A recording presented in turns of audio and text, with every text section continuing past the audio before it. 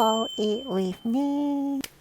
紅毛蝦、生蠔、蟹，而家係蟹季，所以我就加咗隻蟹，有啲鹹，潮汕生腌。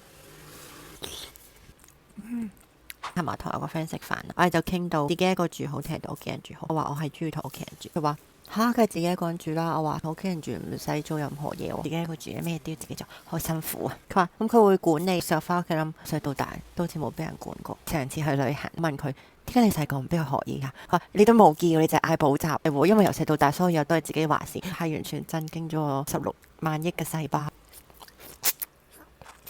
係不錯，我想試下包紫菜。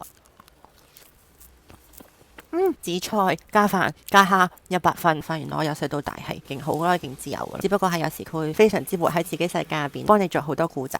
我似印度人咯，好手食飯。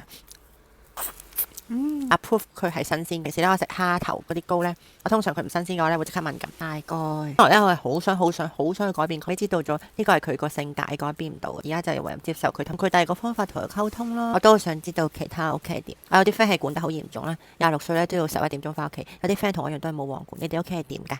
下面留言話俾我聽啦。可能會痛風入醫院啊？聽日。